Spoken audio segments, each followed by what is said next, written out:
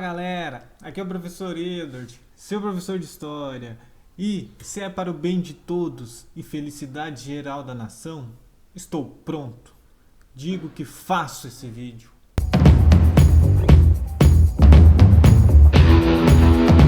Independência ou morte, digo que fico, cumpra-se.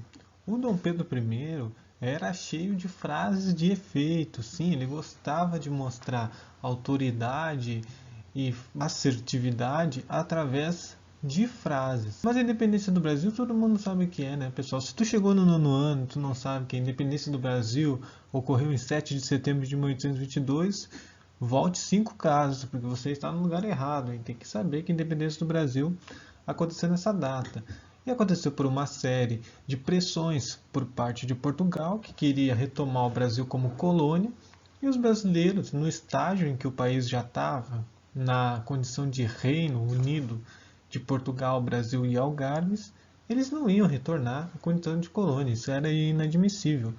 E aí começou todo o processo de independência que culminou no Grito do Ipiranga e nas guerras contra Portugal para a independência do Brasil. Na aula de hoje eu vou falar um pouco sobre isso, mas vou falar mais, na verdade, sobre vários mitos que cercam a independência do nosso país. Primeiro que a independência do Brasil não começou ali com o Dom Pedro I. Na verdade, ela já era tentada desde bem antes, né? A tentativa mais famosa de independência do Brasil foi a Inconfidência Mineira, com o Tiradentes, que é esse rapaz que está aí. O Tiradentes, depois, quando o Brasil virou uma república, ele virou um símbolo do Brasil, um herói nacional, alçado à condição de grande lutador pela independência do Brasil. Na verdade, durante todo o Brasil Império, durante o Brasil Colônia, ele era considerado um criminoso, alguém que tinha atentado contra a coroa portuguesa. Mas ele foi sim um personagem bastante importante na história do Brasil. Tentou a independência do Brasil lá em 1785, no movimento que, como eu falei, ficou conhecido como a Inconfidência Mineira, por uma questão de rusgas dos exploradores de minério em Minas Gerais com a coroa portuguesa. A coroa portuguesa exigia muitos impostos em cima dessa exploração de minério. A elite mineira não estava contente com isso, porque não sobrava quase nada de lucro para eles, lucro na colônia, e tentaram assim a independência do Brasil num movimento que foi liderado pelo Tiradentes. Vários membros da elite mineira, paulista e carioca aderiram, só que durante o movimento a maioria dos participantes viram que não ia dar certo, que não tinham exército suficiente para combater a coroa, e acabaram traindo Tiradentes, que foi o único responsabilizado no fim das contas pelo movimento. Só que, como eu falei para vocês, ele virou um mártir, um verdadeiro herói da República, e posteriormente foram feitas várias pinturas dele, alçando ele à condição de herói, e inclusive comparando ele com Jesus Cristo, como essa pintura aqui, feita já no século XX, porque Tiradentes, considerado traidor da pátria na Inconfidência Mineira, foi esquartejado em praça pública. Lembram que eu falei para vocês que execuções em praças públicas eram comuns até o início do século XX? Na Revolução Francesa teve o guilhotinamento dos reis. Na Inconfidência Mineira teve o esquartejamento do Tiradentes e as partes do corpo dele colocadas em praça pública para as pessoas verem o que acontecia com quem ia contra a coroa portuguesa. E no caso, esse foi retratado numa pintura, e o Tiradentes foi colocado aqui com barba e cabelos longos, com uma cruz do lado e com um tipo de túnica assim na volta das partes do corpo dele, uma parte de baixo, uma túnica azul que seria das pernas e a túnica branca que seria de cima. Qual é o personagem histórico que lembra essa pessoa? Jesus Cristo. Na verdade, quando elas iam ser esquartejadas, elas estavam carecas, sem pelo nenhum no corpo. Então, essa retratação, na verdade, é uma tentativa de mitificação do personagem, uma tentativa de criação de um herói e ligamento dele com a Igreja Católica, com Jesus Cristo, que é o personagem histórico mais querido no Brasil, mais cultuado no Brasil, já que a maioria da população brasileira é católica e acredita em Jesus. Então, a independência do Brasil, de fato, aconteceu em 1822, às margens do Rio Ipiranga. O Dom Pedro I ele vai receber uma carta, Dona Leopoldina, com as últimas determinações de Portugal, que estava forçando a questão da volta do Brasil à colônia. Como eu botei lá na atividade, no texto para vocês, foram uma série de acontecimentos desde a saída do Dom João VI até a independência do Brasil, que foi aumentando a tensão entre Portugal e Brasil, até que em setembro de 1822 aconteceu o fato. Dom Pedro I não suporta mais essa pressão, recebendo essa carta às margens do rio Ipiranga, ele vai declarar independência ou morte. Na verdade, não se sabe se ele disse realmente essa frase. Essa é mais uma das tentativas de criação de um personagem depois daquilo que aconteceu. Essa própria imagem que está aí, ela não foi pintada na hora, ela foi uma imaginação de um pintor chamado Pedro Américo, criou essa pintura em 1850, por volta de 1850, para homenagear a independência do Brasil com uma grande batalha heróica, levantando os braços, lá, gritando independência ou morte. Mas na verdade, a realidade é que ela foi feita às margens do Riacho, que hoje fica em São Paulo, Riacho do Ipiranga.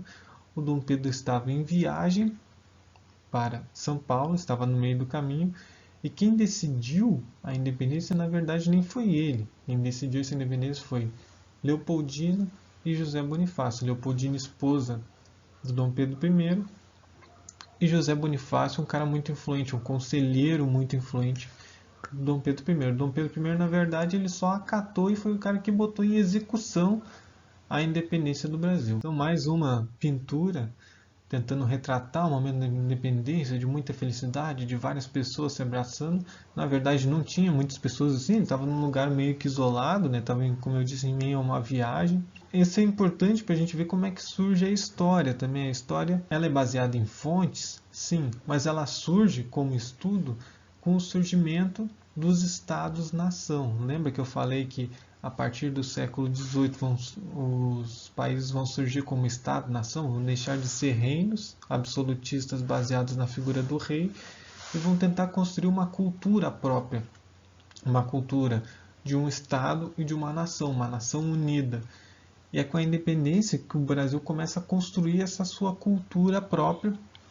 E sempre quando o Estado-nação surge, ele tem que surgir com um mito de origem. O que é um mito de origem? É aquilo que é a fundação do país e que vai marcar o país desde a sua fundação até o seu futuro predestinado. O futuro predestinado do Brasil é sempre heróico, baseado na figura de cavalheiros, de um país também da miscigenação, de que aqui todo mundo é bem aceito, de que aqui é uma democracia racial e que as glórias de batalha, o Brasil também se vê como um país mais pacífico, as glórias de batalha ficaram no passado, como diz no hino do Brasil, e o futuro é de paz e harmonia. Isso é construído através de figuras, exemplos. E a primeira figura, exemplo, o primeiro herói, digamos assim, do Brasil, vai ser o Dom Pedro I, retratado em várias pinturas que serão depois ensinadas nas escolas, para as crianças, para os filhos, para as próximas gerações verem quem foram os fundadores da pátria. Essa é uma maneira de fazer história que foi muito comum lá no século XIX. Por boa parte do século XX, por isso que todo ano nós comemoramos as datas, tanto da independência como a proclamação da República, para sempre estar relembrando e reconstruindo essa história nacional. Cada país tem a sua, cada país comemora suas datas, mas isso é uma tentativa, na verdade, de inventar uma história. Essa pintura não retrata a realidade histórica do momento, mas é uma tentativa do país de criar a sua própria nacionalidade, sua própria história. Então, como eu falei para vocês, duas figuras importantes na independência do Brasil: José Bonifácio, conselheiro do Dom Pedro I, que logo depois da independência vai rachar com Dom Pedro I, porque o Dom Pedro I vai se mostrar um cara muito autoritário, e a Leopoldina, que é a esposa dele, que também vai ter uma série de brigas com o Dom Pedro I após a independência, porque o Dom Pedro I vai se mostrar um marido muito infiel e muito indiferente à sua esposa. E também um dos grandes mitos, digamos assim, que se existe, como eu falei, em torno da independência, aquela questão heróica na beira do rio Ipiranga. Na verdade, o Dom Pedro I, quando ele recebeu a carta da Leopoldina, ele só recebeu porque ele parou à beira do rio Ipiranga, porque ele estava com muita dor de barriga, ele estava com problemas estomacais. E essa parada permitiu que o carteiro... Pessoal, essa é uma época muito rudimentar. Os carteiros percorriam longas distâncias a cavalo ou de barco para tentar alcançar os seus destinatários. Essa parada dele na beira do riacho permitiu que o carteiro alcançasse ele e entregasse a determinação da Dona Leopoldina do José Bonifácio a favor da independência do Brasil. E ele, já com aquela dor de barriga muito ruim, né, ficou mais indignado ainda com aquela determinação de Portugal para desfazer a Assembleia Constituinte que tinha sido montada no Brasil. Lembre-se, o que é uma Constituição? É o Brasil tentando criar as próprias leis e regras de um país independente. Dom Pedro, já com essa indignação de estar com dor de barriga e recebendo mais essa carta, decidiu realmente pela independência do Brasil. A atividade dessa semana, né, pessoal? Então, bem simples. Uma cruzadinha, vocês vão ver as dicas aqui, né? Tanto das horizontais como das verticais. E vão procurar lá no texto que tem na atividade dessa semana as respostas das dicas. Então é isso, pessoal. Essa foi a videoaula dessa semana. Se tiverem alguma dúvida, me chama lá no WhatsApp que eu te respondo rapidinho e até mais.